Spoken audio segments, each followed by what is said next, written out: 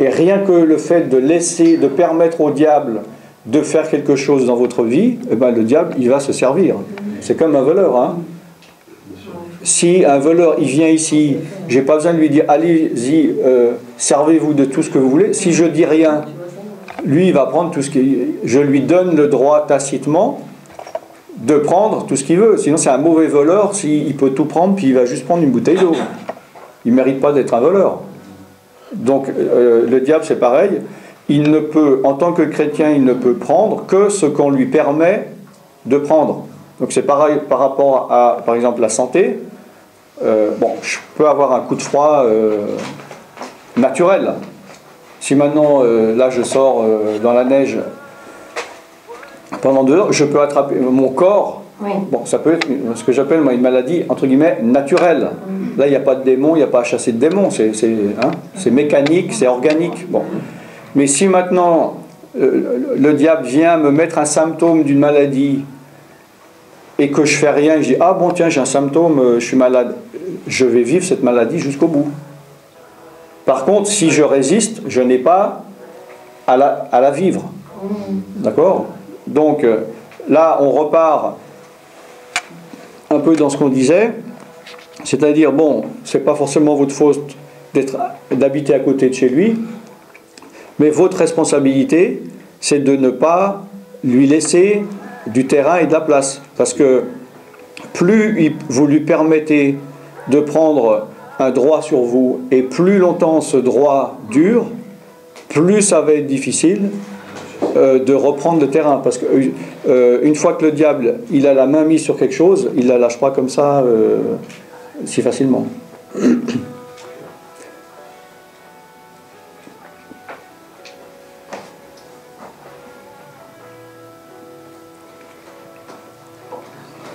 Oui, mais là, je parle de ça il y a 3-4 ans. Donc, depuis, bon, ben, j'ai pris autorité, je le vois très peu maintenant, moins. Mais avant, c'était tout le temps. Alors, donc, par exemple, quand vous avez dit qu'il est venu vous prendre votre argent, puis vous avez senti votre argent descendre, maintenant, c'est remonté. Pas trop, là. Hein? Pas trop. Ben voilà, donc, c'est pas une question de temps. Si ce qu'il vous a pris, il ne vous l'a pas rendu, enfin, dans le sens, il ne va pas vous le rendre, il faut le reprendre. Si dans 20 ans on se revoit puis ça n'a pas changé, peu importe si c'est à 10 minutes, voilà. Donc, voilà. Donc il faut remédier à ça. Il vous a pris quelque chose qu'il n'a pas le droit, mais il l'a pris quand même, ça s'appelle du vol. Donc le diable, il a le droit de voler à partir du moment où on lui permet de le faire. Légalement, il n'a pas le droit, ça veut dire que comme un voleur, s'il se fait prendre, mais pas vu, pas pris. Le diable, si on le laisse faire, il va voler tout ce qu'il peut. Jésus-Christ, voilà, Jésus-Christ, ben, il est dit, hein, c'est un voleur. Oui. Jésus-Christ est mort pour nous racheter, mais moi, si je laisse faire, dans 10 minutes, je suis mort, je suis pauvre, j'ai toutes les maladies de la terre, j'ai toutes les dettes de la terre. C'est un combat de chaque jour, mais tout le monde n'est pas soumis au même combat. Et il faut mener le combat que nous avons à mener. On n'est pas égaux devant les problèmes spirituels. Comme j'ai dit, on n'est pas égaux physiquement parce qu'on n'est pas né avec le même capital santé, avec les mêmes capacités, et on n'est pas né dans le même niveau social ou affectif. Donc on n'est pas au même niveau. Il y en a que ça va être plus dur que pour d'autres. Spirituellement, c'est pareil. Et ça, c'est la faute. Bon, c'est à Ève. C'est la faute à Ève. Mais, comme je dis, nos ancêtres, ils ont une responsabilité que peut-être, je sais pas, moi, mon grand-père, il a entendu l'évangile, il a dit non, il a continué sa vie, et puis moi, je suis né avec des problèmes à cause de l'endurcissement de mon grand-père. Et je dois vivre avec. Voilà. Enfin, vivre avec. Il y a des choses dont je peux évidemment m'extraire. Mais on ne s'extrait pas de tout, vu que la conséquence du péché, c'est la mort. Bon, c'est dit dans Romains, mais c'est dit aussi dans Genèse. Hein? Si vous désobéissez, si vous péchez, vous mourrez. ou mourrez certainement, d'accord? Et là, moi je suis chrétien, mais je vais quand même mourir. On est d'accord? Donc on est dans une phase intermédiaire. Hein? Il aurait pu, c'est possible, que chaque personne qui se convertit, au moment où on se convertit, tac, on s'en va, on ressuscite, on devient un nouveau corps, et puis on est au paradis. Mais apparemment, c'est pas comme ça que ça fonctionne. Donc il y a des choses qu'on doit continuer à subir, des conséquences du péché. La corruption de mon corps, je dois vivre avec. On est d'accord? Mais il y a des choses dont je peux m'extraire. Il y a des malédictions dont je peux m'extraire. Oui. Moi, quand j'étais enfant, on m'envoyait au catéchisme. Ouais. Autant j'avais reçu une révélation de Jésus. Ouais. Par le catéchisme? Non, pas par le catéchisme. Tout le monde entend derrière? Oui, ouais, ça va. Ah, ok. Non, parce que moi, j'entends à peine. Et donc, ce que je disais, c'est que quand on m'envoyait au catéchisme, j'avais déjà des luttes. J'étais petite, donc je n'avais rien fait, ni spirituellement, ni spécialement. Voilà. Donc je ne voulais pas y aller, et je préférais même aller à l'école, que je n'aimais pas trop l'école, mais voilà. Et une fois, mon père m'a raccompagnée. Voilà. J'avais déjà des luttes très petites, donc. Ouais. Voilà, qu'est-ce que ça donne? Ah, c'est quoi la question? Pourquoi vous aviez des luttes? Déjà, enfant, pour ne pas aller au catéchisme, par exemple. Je n'ai pas assez d'éléments pour pouvoir répondre. Ah ouais. Je ne connais pas votre situation. Et je ne comprenais rien à ce qu'on me racontait, en fait. Oui, je sais pas. Je connais pas, j'ai pas assez d'éléments. Bon, par rapport, j'avais dit que je parlais aussi de la pleine lune. Ce soir, c'est la pleine lune. Donc, on est dans la période de la pleine lune, hier soir, encore jusqu'à demain soir. Donc, on m'a demandé s'il y avait un impact de la pleine lune ou pas. Bon, déjà, je pense que... Bon, enfin, je ne vous apprends rien pour vous dire que, apparemment, la création de Dieu, il a tout créé d'une manière cyclique. On est d'accord?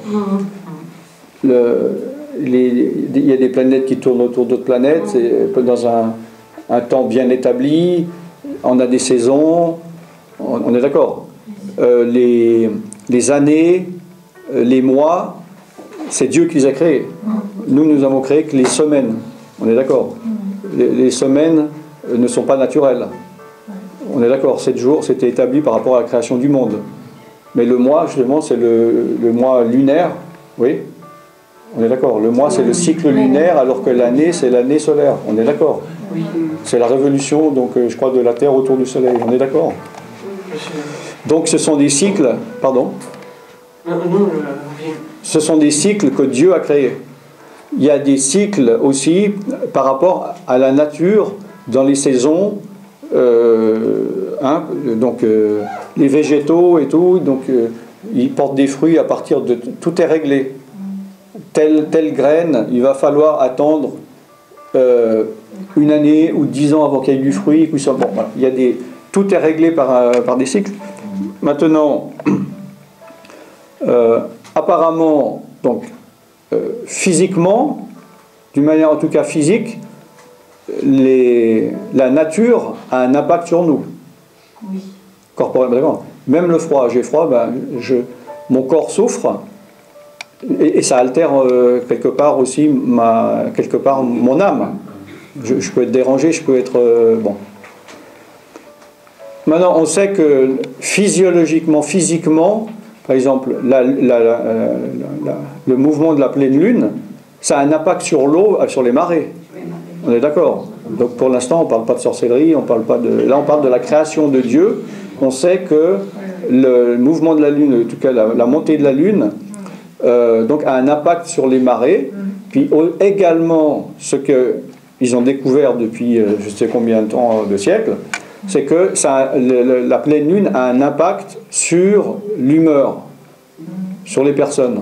Hein? C'est-à-dire que, sans forcément comprendre pourquoi, mais dans les prisons et dans les hôpitaux psychiatriques, ils savent que les 3 jours de la pleine lune, il y a des gens qui vont s'exciter, et même dans certains hôpitaux, ils vont prendre des infirmières, ou dans les hôpitaux psychiatriques, supplémentaires ou des gardiens à la prison, sachant que ça peut mal se passer.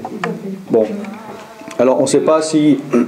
Moi, d'après ce que je me disais, peut-être, étant donné qu'on est 80% d'eau, D-E'-A-U, notre corps, il peut y avoir un changement métabolique. Bon, je ne sais rien. Mais, je ne sais pas si vous avez vu, moi j'ai regardé la télévision hier. Je suis désolé pour ceux qui croient que c'est un péché de regarder la télévision, mais ils ont dit que, en fait, ils ont fait une étude sur la pleine lune, sur le sommeil. C'est-à-dire, ils ont fait une étude, ça vient de sortir, où ils ont vu d'une manière scientifique que les jours de la pleine lune, les gens s'endormaient plus lentement et dormaient moins. C'est-à-dire s'endormaient... Vous avez vu? Non, mais je le sens. Ah, ok. Ils dormaient en moyenne, ils prenaient 5 minutes de plus. Ils prenaient en moyenne 5 minutes de plus pour s'endormir et ils dormaient 20 minutes de moins. Donc ils ne savent pas pourquoi, c'est la science. Donc ils ont mesuré scientifiquement, ils voient qu'il y a un impact, ils ne savent pas encore, ne comprennent pas pourquoi. Selon eux, ils se demandent maintenant, vu que maintenant ils savent qu'il y a un impact scientifique, si éventuellement on n'aurait pas, ça ne serait pas dû à l'horloge interne, il n'y aurait pas une horloge interne en nous qui sait exactement où on en est. Mais je sais qu'ils avaient fait des tests très intéressants où on voyait que ça peut être aussi notre perception de la réalité qui est plus grande que la réalité, c'est-à-dire qu'ils ont mis des gens dans un sous-sol pendant plusieurs mois sans notion des jours qui passent, mais au bout d'un moment on perd, et ils ont vu par exemple que en demandant à des femmes quel jour ils pensaient étaient passés, etc., alors qu'ils avaient perdu la notion du temps, ils pensaient au bout de 30 jours, ils avaient les règles exactement dans la période où ils pensaient que c'était 30 jours alors qu'il y avait plus. D'accord ? Donc leur organisme avait changé par rapport à la perception qu'ils avaient du temps. Bon. Donc vous voyez, c'est peut-être plus compliqué que... C'est perplexe. Bon. Mais bref. Une chose est sûre par rapport à la pleine lune, c'est qu'au niveau de la sorcellerie, c'est beaucoup utilisé. Cette période est utilisée par des sorciers, par les satanistes, qui sont deux choses différentes, mais apparemment tout le monde mélange les deux. Qu'est-ce qu'il y a de différent? Bah alors, posez-moi la question quand j'aurai fini là, par rapport à ce que je suis en train de dire. Ils vont utiliser la période de la pleine lune, certains, pas tous, pour faire certains sorts qu'ils ne vont pas faire à d'autres moments. Ou ils vont faire certaines prières aux incantations, ils vont monter sur les montagnes, ou certains ils vont prier contre les chrétiens, ou tout ça, plutôt à la pleine lune. Voilà. Donc c'est pour ça qu'il y a certains chrétiens, ils sont plus réactifs au jour de la pleine lune. Non, bon, après, c'est une question de... c'est pas à nous à devoir, à mon avis, toujours s'adapter au diable, mais il faut être vigilant et être conscient qu'il y a une possibilité. Voilà, parce que si vous êtes victime de sorcellerie ou de maraboutisme ou maraboutage, peu importe, ou une personne a été engagée pour jeter un sort de manière régulière, justement, c'est important que vous arriviez à savoir avec quelle régularité. C'est pour ça que des personnes, je leur demande, mais la plupart ils ne le font pas, ils disent qu'ils le font mais ils ne le font pas, tant pis pour eux, le type d'attaque qu'ils me donnent, le cycle, alors selon sur une semaine, un mois ou une année, de savoir quand ça arrive. Parce que si ça arrive une fois de temps en temps, par hasard, entre guillemets, c'est pas la même chose si c'est tous les mardis à 18h, ou une fois par mois, tout ça, etc. Et ça, on s'en rend pas forcément compte si on n'écrit pas les dates ou les heures du type. Voilà, la plupart des gens que je demande, ils ne le font pas. Tant pis pour eux. Manifestation, c'est-à-dire de bâillement. De bâillement? De bâillement, oui, qui arrive régulièrement, plus ou moins fin de journée. Ouais, mais ça c'est parce que... Moi je dors toutes les nuits, hein, c'est pas un sort, hein, j'espère. Qu'est-ce que vous voulez dire par là? C'est normal quand vous savez qu'on baille quand on est fatigué. C'est normal de bailler en fin de journée, je veux dire. Ben ouais, justement, c'est pour ça que... On peut bailler pour beaucoup de choses. Mais il peut y avoir des bâillements en milieu de journée alors qu'on a bien dormi la nuit sans raison. Donc est-ce que c'est ça? Bon alors, vous savez pourquoi on baille? Beaucoup de choses. On peut bailler pour la faim. On peut bailler parce qu'on est fatigué. Ouais. On peut bailler parce qu'on est là. On n'est pas bon, si on est fatigué, vous savez pourquoi on baille? Bon, c'est aussi une mimique. Hein. Si moi maintenant, sans vous dire, je baillerais, il y en aurait 2 ou 3 qui baillent dans la minute. Hein, bon, à part ça, c'est connu, c'est prouvé, mais bon. Exactement. Quand on baille, on oxygène son cerveau. Donc ça veut dire que, si maintenant moi je parle et puis vous me parlez d'un truc intéressant justement, puis je baille, socialement je suis un peu libre, genre tu m'ennuies, j'ai sommeil. Au contraire, mon corps est en train de réoxygéner mon cerveau qui est trop fatigué pour pouvoir mieux vous écouter. D'accord? Donc il y a le bâillement naturel. Bon, je ne savais pas qu'on peut bailler pour la faim, ça je ne connaissais pas. Bon, voilà. Bon, alors moi, je savais pas ça. Et maintenant, il y a le bâillement, en effet, qui peut être une manifestation démoniaque, comme je l'ai dit hier. Hein, vous étiez là hier. Maintenant, il ne faut pas attribuer au diable quelque chose qui est d'ordre naturel, biologique ou organique.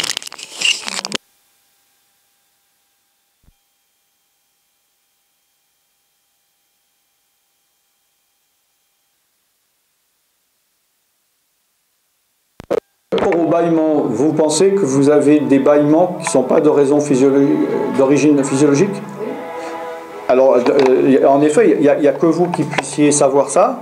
Alors, dans ce cas-là, il faut trouver en effet le pourquoi. En effet. Ouais, vous avez une autre question, vous dites? Oui. Ah, c'est vous? Ah, j'ai reçu. Ah, excusez-moi.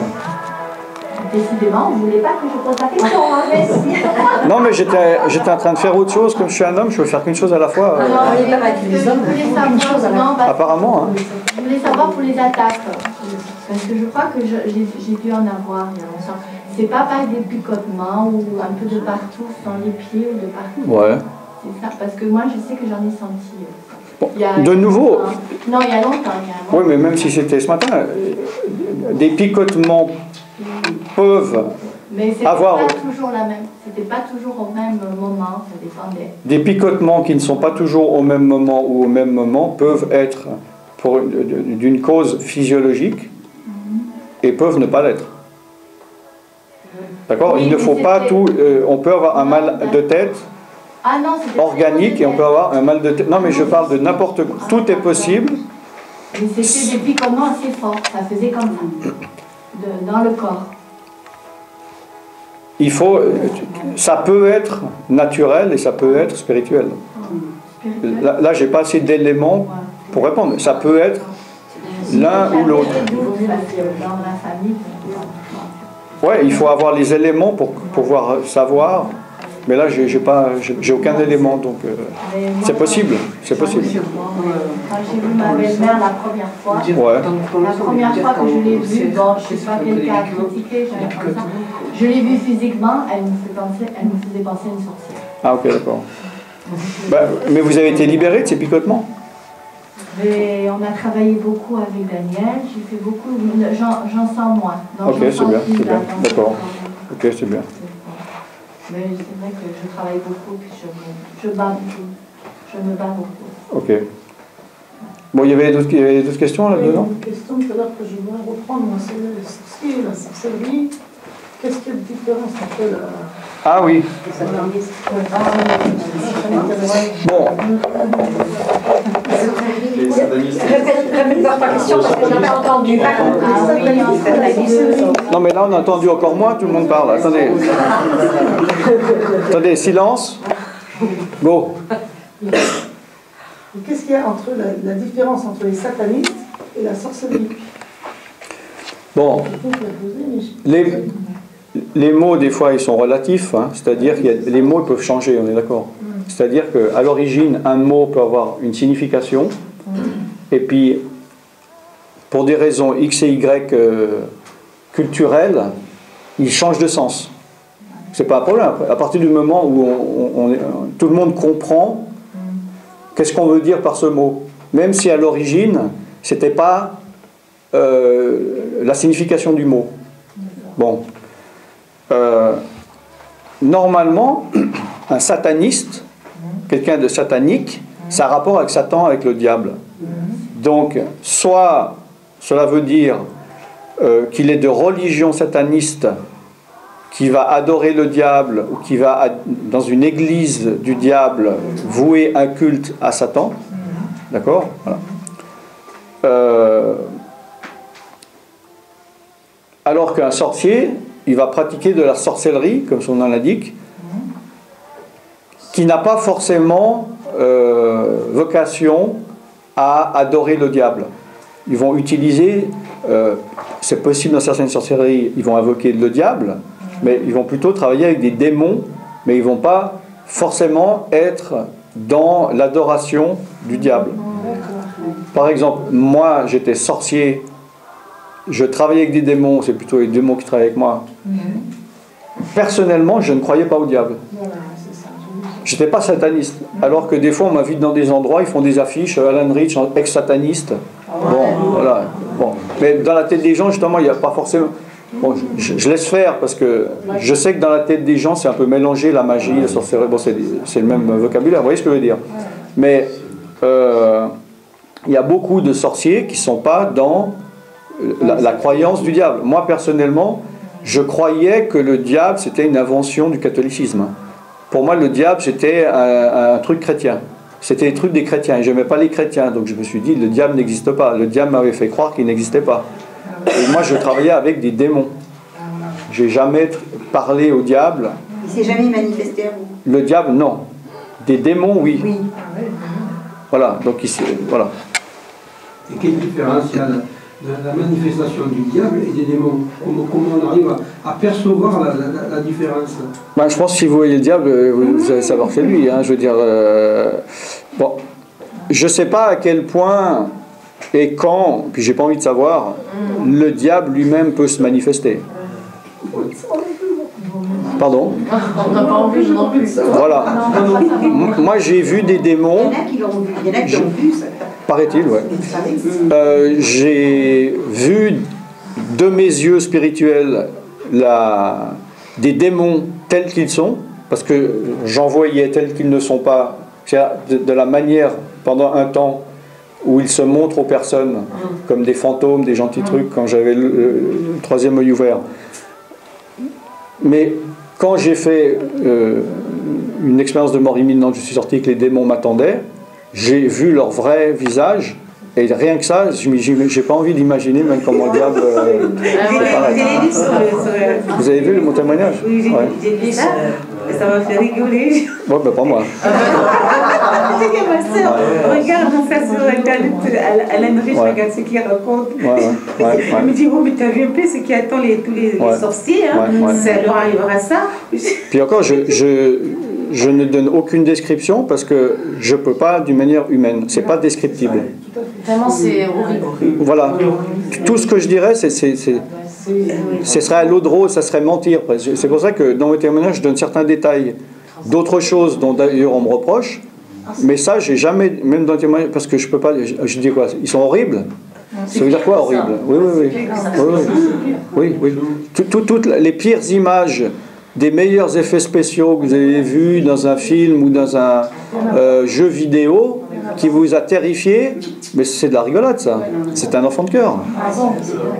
J'ai une petite question. Là où on habite sur Toulon. Attendez, parce qu'il y a multiples conférences. Là où on habite sur Toulon, on a une petite poste. Ouais. Et au-dessus de cette petite poste, il y a deux têtes. Nous, personnellement, on prend ça pour des démons. Vous pensez que c'est des démons? Peut-être pour des démons. Ouais, d'accord. Voilà. Parce qu'on voit le plissement des yeux, on voit les crocs qui sortent, les oreilles pointues. C'est quoi, une tache ou c'est un... Non, c'était dessiné? C'est une tête. Oui, mais une tête quoi, gravée, sculptée. Ouais, d'accord. Sur la pierre au-dessus de la poste. Ouais. Voilà. Donc non, oui, il n'y en a pas de possession. Voilà, pour ça, pour des démons. Mais vous dites, vous prenez ça pourquoi? Parce que quelqu'un d'autre regarderait, il ne verrait pas des démons? C'est quoi, de l'art? C'est quoi? Pas spécialement, mais bon, voilà, on le voit, on sait. C'était mis ça pourquoi? Est-ce que c'était fait dans l'immeuble à l'origine, dans la pierre d'origine, ou c'est un truc qui a été mis par-dessus ou... Non, je pense que ça a été sculpté, et puis... à l'origine. Oui, à l'origine, sur cette pierre elle-même. Comme dans les cathédrales, les choses comme ça. Oui, toutes les gargouilles, on ne peut pas les dire ça. Et on a plein de gargouilles sur les cathédrales. Même dans des immeubles, sur des immeubles allemands, tu as des gargouilles partout. C'est pas vraiment les sculptures qui est là, c'est... Pardon? Et pour les peurs qui mettaient ça. Ouais. Je crois que c'était pour attirer. Bah, apparemment, c'était pas pour justement faire soi-disant peur aux démons. C'était pour pas que les démons s'approchent, non? Oui, c'était ça. Aussi les comment ça s'appelle en français les pagodes. C'est les temples bouddhistes. Oui. Je ne sais pas si vous avez vu l'architecture, il y a des pointes. Alors ça aussi, ils l'ont fait pour que la nuit, parce que les bouddhistes, enfin la plupart, selon les pays, pensent que les démons peuvent se manifester que la nuit. C'est pour que si des démons par hasard se promènent et s'approchent du temple, voilà, ils se fassent empaler et qu'ils ne puissent pas rentrer dans le temple, donc c'est pour se protéger des démons. Oui. Parmi les démons, il y a plusieurs degrés de puissance. Bon, bibliquement, on peut pas le dire. Non, bibliquement, on peut pas le dire. Directement, bibliquement, parce que, comme je l'ai dit hier, à l'origine, les démons viennent d'où? C'est quoi les démons? Est-ce que Dieu... Bon, je dis déchus et déçus. Bon. Et ils sont autant déchus que déçus, là. Bon.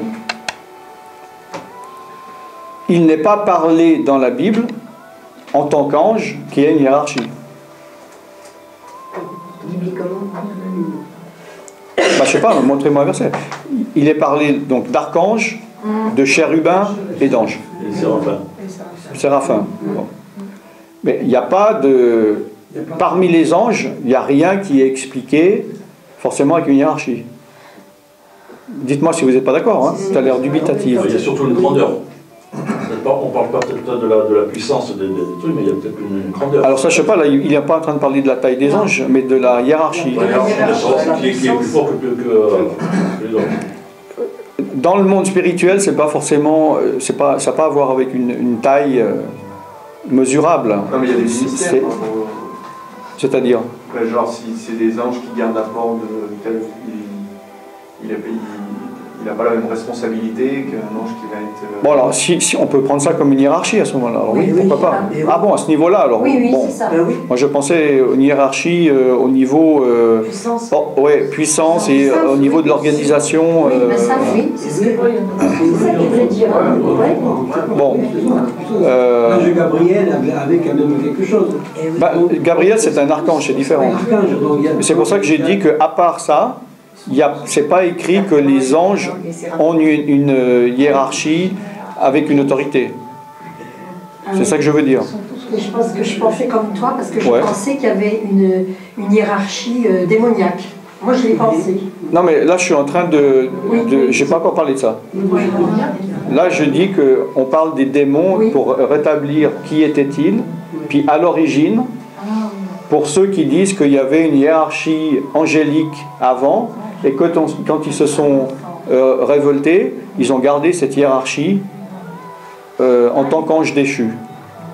Donc je dis qu'au niveau de la Bible, il n'y a pas ça. Bon. Apparemment dans la Bible, donc il n'y a que... il y a, selon comment on comprend la Bible, d'après ce que j'ai vu, il y a 1 ou 2 archanges, pas plus. Bon. Maintenant, ils se sont révoltés. Alors, Ça dépend ce que vous entendez. Bon, là, je rentre dans le détail parce que j'ai entendu pas mal de choses par rapport à la hiérarchie des démons, où il y a des livres qui ont été écrits, où ils disaient, bon, celui-là c'est le colonel, celui-là, là il y a des troupes, et puis le nom de chaque soldat, bon voilà, bon. Alors, c'est pas Bible, enfin c'est pas dans la Bible ça. Ça, ça veut pas dire que c'est pas vrai, hein. Je dis c'est pas dans la Bible. Déjà, que ça soit clair, parce qu'il y a des gens qui lisent tellement peu la Bible qu'ils peuvent faire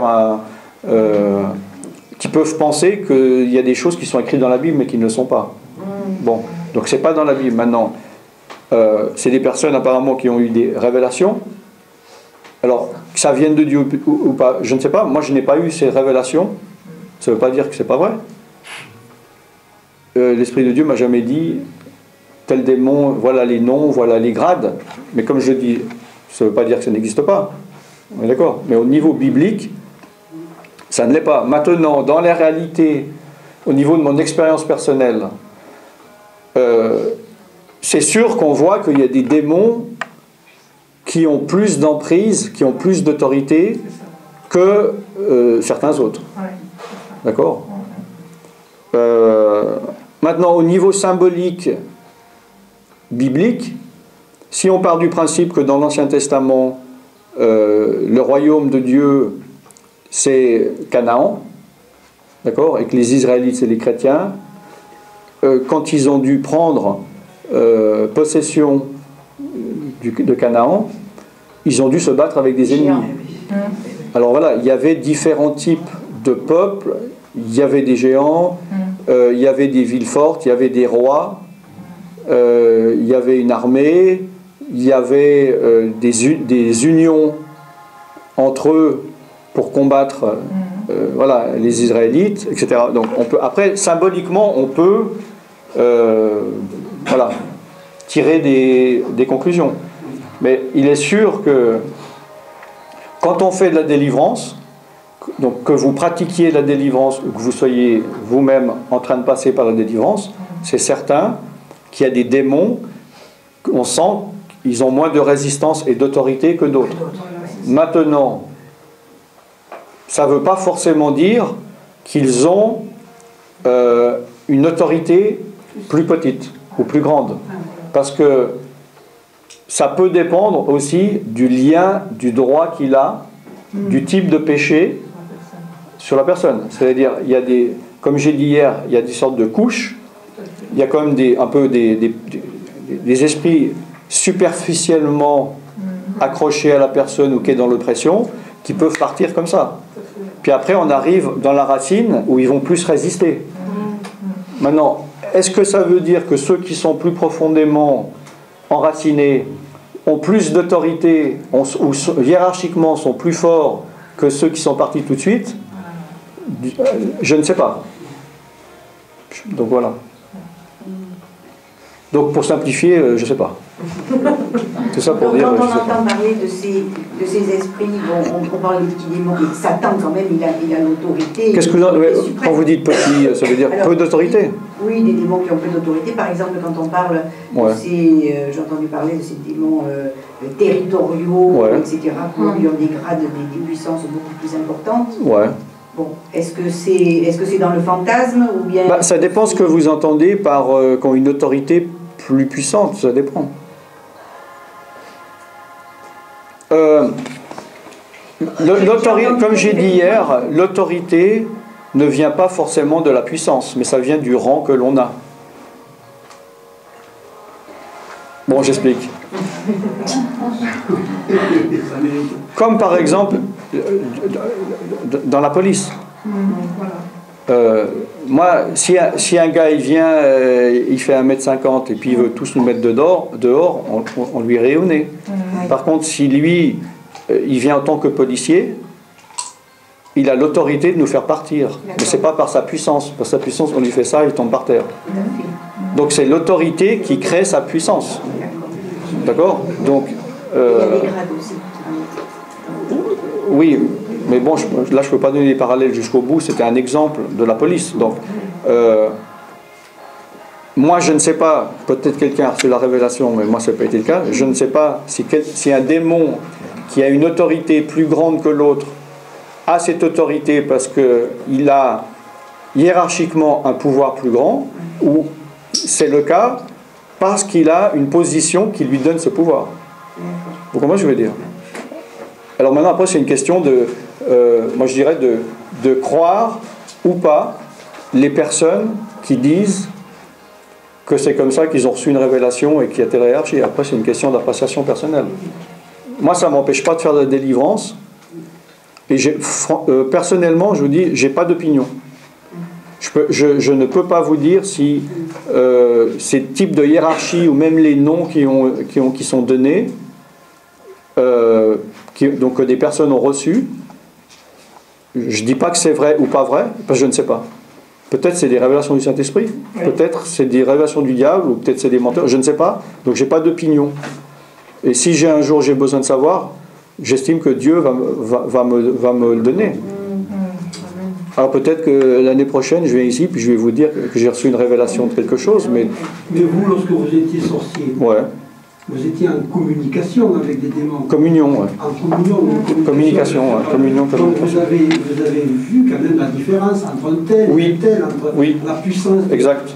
Mais j'en étais victime, voilà, d'une manière, dans l'expérience personnelle, mais j'en étais victime. C'est-à-dire, je ne savais pas.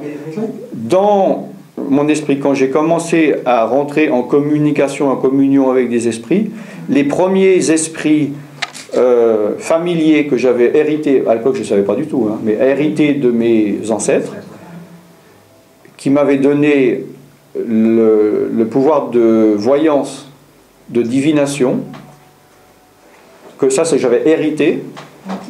Pour moi, c'était des gentils esprits. Pour moi, je ne savais pas que c'était des démons. Je pensais que c'était des entités spirituelles qui m'aimaient bien et qui m'aidaient, qui me donnaient du pouvoir. J'ai acquis par moi-même, c'est-à-dire non hérité, parce que je l'ai demandé à ce que j'estimais être un gentil esprit, l'ouverture du troisième œil, qui m'a donné. D'accord ? Bon. Mais un jour, j'ai senti, oui, que quelqu'un c'était de plus sérieux, de plus grand, et de plus autoritaire et de plus méchant, et qui est venu vers moi, que je n'avais pas demandé. Et là, j'ai senti qu'on n'était plus dans la même cour, quoi. C'était la cour des grands, quoi. Voilà, c'est du vécu. Donc je ne peux pas tout expliquer, j'explique ce que j'ai vécu. Et que ce gars-là, il n'était pas là pour dealer des cacahuètes. D'accord ? Et d'ailleurs, ce qu'il m'a dit, il m'a dit, si tu veux, je te donne le pouvoir de tuer des gens à distance. Donc, de créer de la sorcellerie. Donc, c'est une autre catégorie que de la simple, entre guillemets, voyance. Donc, il y a une puissance quand même... Alors, moi, je dis toujours, est-ce que c'est... Oui, mais ce qu'il ne faut pas oublier, c'est que c'est, entre guillemets, gentils esprits qui avaient une bonne relation avec moi, sympathique, et que même j'avais l'impression de percevoir. Quand j'ai fait mon expérience de mort imminente et je les ai vus, ils n'avaient pas du tout la même tête. Ah oui, d'accord. Ah bah oui, là, ils étaient moins gentils. Hein. Ils se présentaient bien. Vous voyez ce que je veux dire? Donc, le diable, il se déguise en ange de lumière. Donc, c'est sûr que s'il y a un brigand qui veut vous voler ou je sais pas quoi, et qu'il s'habille comme un brigand, et il montre son vrai visage, il n'y a personne qui va tomber, donc il va faire le beau parleur, il va être doux, il va se déguiser.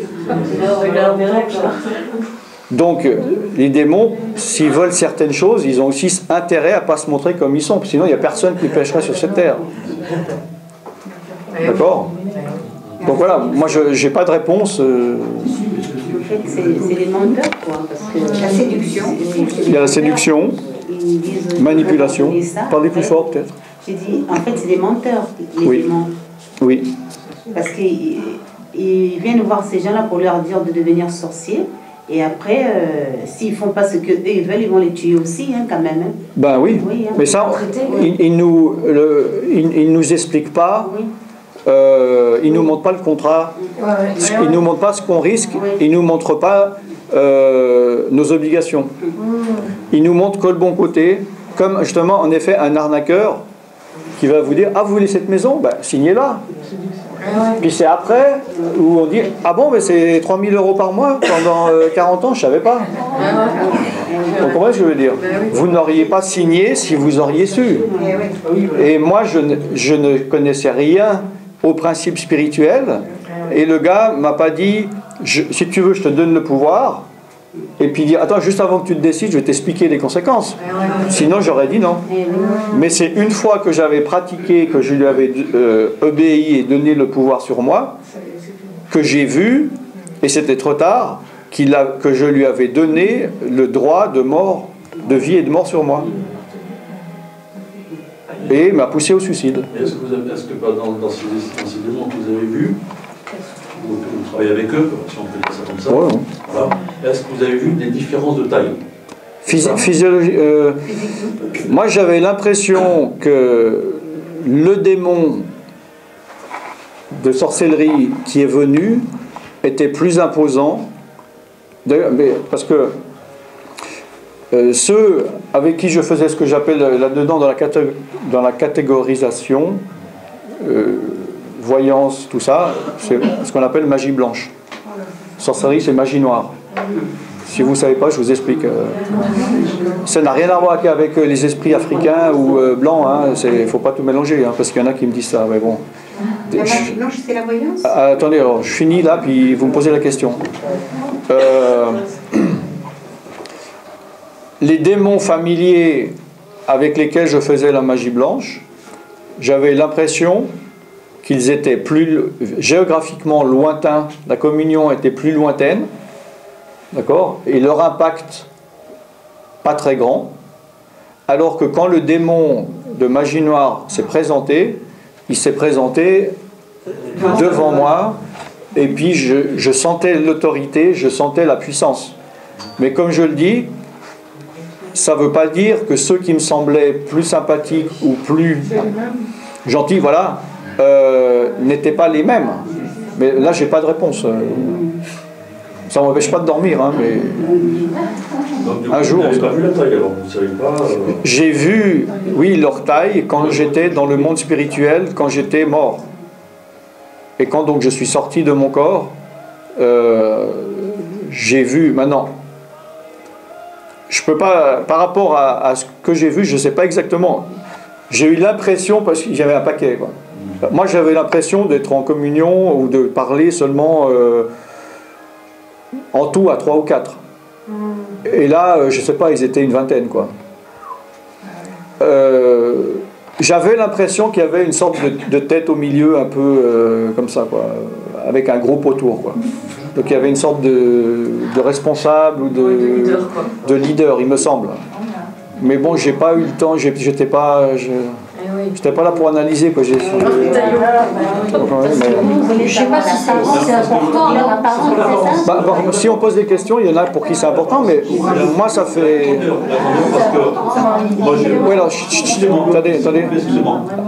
Attendez que tout le monde ait fini de parler.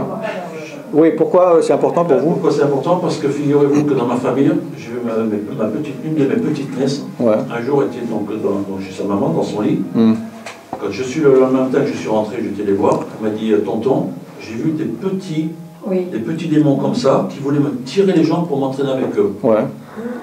Et je lui dis mais pourquoi tu as vu ça mon bébé? Alors elle me dit je sais pas papy, tonton. Mais tout noir, c'était des démons tout noirs.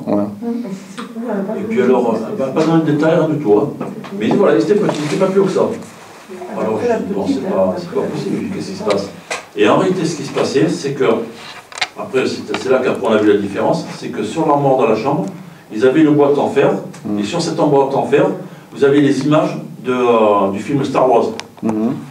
Et le personnage qui était en rouge et noir avait des cornes. Ah oui, je vois. Il était sur cette boîte. Mais il était grand, lui.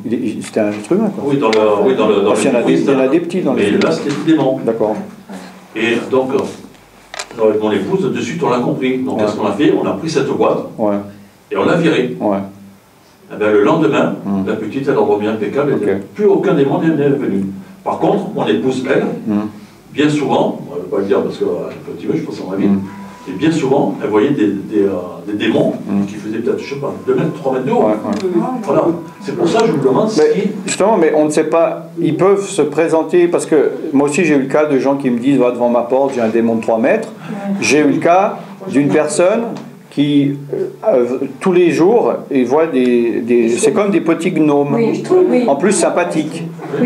Donc elle dit, je vois pas, je les trouve mignons. Bon, alors, est-ce que les gnomes font vraiment 60 cm et le gars fait vraiment 3 mètres, ou bien est-ce qu'il se montre à la personne à la manière dont il veut se montrer? Peut-être changer de... faire petit, grand. En tout cas, il ne faut pas les laisser se... Il faut se méfier. Et c'est pas parce que un démon vient dire je suis petit, gentil, je suis meilleur que celui qui est grand et méchant. On ne peut pas croire un menteur. C'est un menteur. Oui, tout à fait. Attendez, parce que là, il y a multi-conférence. Allez-y. Je vais vous poser la question que vous écrivez sur votre livre. Ouais. Là, vous dites qu'il y a la sorcellerie blanche, la sorcellerie noire, rose, bleue. Je veux savoir la signification de toutes ces couleurs-là. Bon, j'en parle souvent dans les vidéos, mais ça vous intéresse ou pas? Oui. Bon, dans le monde, puis on va finir là, parce que c'est déjà 48, 50. Donc, dans la catégorisation,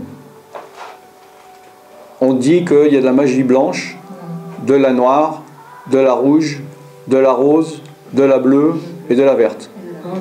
Bon, alors j'ai fait des vidéos où j'expliquais, bon évidemment, il y a toujours des chrétiens qui viennent mettre des vidéos, c'est scandaleux, la magie c'est la magie, il n'y en a pas plusieurs. Bon, évidemment que la magie c'est la magie. Ça ne veut pas dire qu'on ne peut pas la catégoriser. Alors les catégories, c'est la magie blanche, elle est censée être pratiquée par des personnes qui ne font pas ça pour faire du mal aux autres. Même voire pour faire du bien. Magnétiseur, voyante, voilà, je vous donne un conseil, j'ai un bon conseil, vaut mieux pas prendre ce travail parce que donc ils sont censés être là pour ne pas faire du mal, voire pour faire du bien. Voilà. La magie noire, c'est pour détruire. Alors la pire, c'est celle que je pratiquais, donc c'est tuer la personne physiquement, mais ça peut être détruire sa vie à tous les niveaux. D'accord? Vous avez le temps d'écrire? C'est bon? La magie bleue, c'est la magie avec les pierres. D'accord?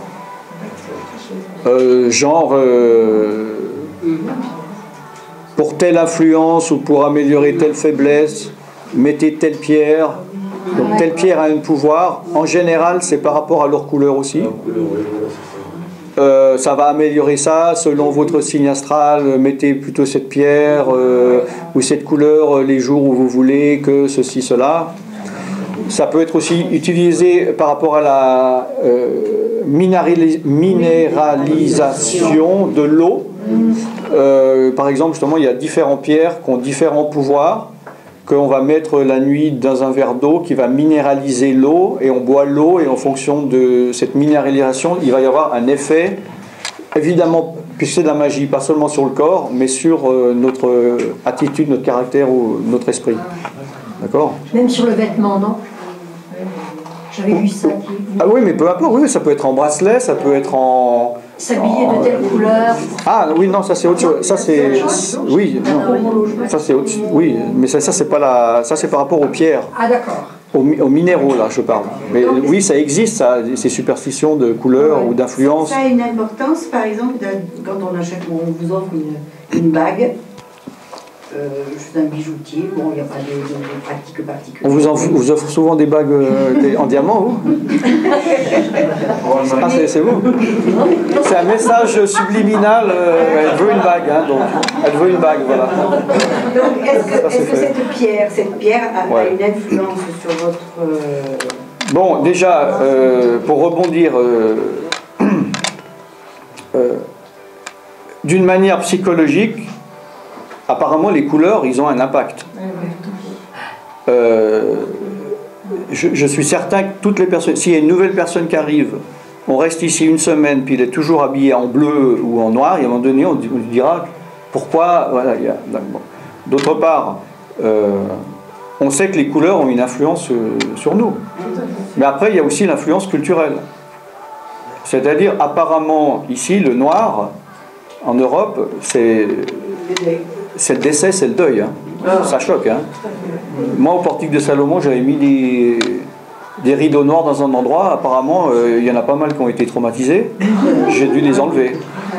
Il y en a une autre, j'avais mis des rideaux rouges à l'entrée. Elle m'a dit « Ah, ça fait catholique. Bon. Donc chacun a sa propre vision des couleurs. Mais ça, c'est bon. Ça, c'est personnel et psychologique. C'est culturel par rapport à ce qu'on a vécu. Mais bon, il se peut que selon les couleurs, il y a une influence différente. Mais maintenant, il ne faut pas, je crois, tomber dans la superstition que si c'est telle couleur, c'est plus que ça. Voilà. Il ne faut pas se baser là-dessus pour réussir sa journée ou pour aller chercher du travail ou tout ça. Bon.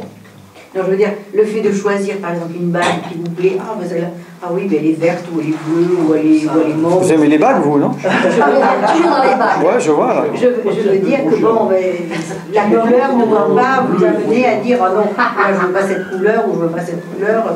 Non, mais est-ce que c'est le diable qui a créé les couleurs? Non. C'est Dieu qui a créé les couleurs. Il y a un spectre. Oui, c'est Dieu qui a créé les couleurs. Donc, on ne peut pas dire parce que, imaginons si symboliquement la couleur du diable c'est le rouge ou le noir, alors je ne vais plus jamais mettre de noir ou de rouge. Je suis libre de mettre les couleurs que je veux. C'est le diable qui a corrompu des choses et non pas le diable qui a créé des choses. Toujours Satan en rouge avec des cornes tout en rouge. Par exemple, alors c'est pas pour. Ah, je sais pas, ça doit être, je pense, culturel. Je sais pas. Peut-être le sang, peut-être le feu, je sais pas. Ça doit être. Ça doit se trouver facilement de savoir pourquoi. Il y a une raison. Parce que ce type de, je sais pas si ce type de diable dans l'inconscient collectif vient des satanistes ou des catholiques. Je sais pas, ça serait à rechercher le diable avec une queue, avec une fourche là. Je sais pas si c'est les catholiques qui ont inventé, qui ont créé ça ou si c'est, je sais pas. Peut-être quelqu'un le sait. Alors la magie bleue, donc après. Oui, après c'est 56. Hein, donc, mais j'ai pas fini avec votre. J'ai même pas commencé avec vos bagues. Hein. Ah oui, mais alors je croyais que vous aviez terminé. Mais j'ai même pas commencé. Alors allez-y. Monsieur, il est presque 60. Ouais. Donc là, votre première question c'était si quelqu'un vous offre une bague. Ou j'ai envie d'acheter une bague. Vous voulez que votre mari vous achète une bague, mais vous n'osez pas le dire. On va les manger. Ouais, voilà. Est-ce que mon choix doit être déterminé par rapport un coup de cœur, mais est-ce que mon choix doit être déterminé par le fait de dire oh, c'est une bague rouge ou un rubis ou une améthyste, etc. Non, mais il ne faut peut-être pas que je porte ça. Pourquoi? J'en sais rien. Mais non, mais qui a créé les minéraux? Dieu. C'est Dieu. Bon, on sait que c'est là. Il a fait une création qui a développé des choses qui ont fait qu'il y a des minéraux. Donc c'est pas le diable. Donc tout appartient à Dieu, il est dit. Oui, les richesses enfouies. Apparemment, l'or. Il est dit l'argent m'appartient.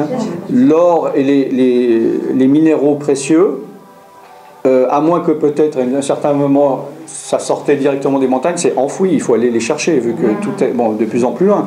Donc c'est pas le diable qui l'a créé. Donc on est libre de mettre la bague qu'on veut. Si on aime la couleur, on est libre de faire ce qu'on veut. C'est comme si, c'est pas parce que des sorciers ou peu importe, des médiums utilisent, je sais pas moi, de la verveine pour faire de la magie qu'on peut plus boire de verveine. Parce qu'à ce moment-là, on peut plus faire grand-chose. Vous comprenez ce que je veux dire? Maintenant, voilà. Maintenant, au niveau de personnes qui font des cadeaux de certaines choses et quand même pas mal principalement par rapport aux bagues, là aussi il faut du discernement qui donne quoi. Mais voilà. Parce que ça peut être un point de contact, soit de lien d'âme, minimum, ou les liens spirituels. C'est pour ça que je vous encourage vivement de nettoyer vos maisons, on pourra en parler cet après-midi si vous voulez, de tout objet de votre passé.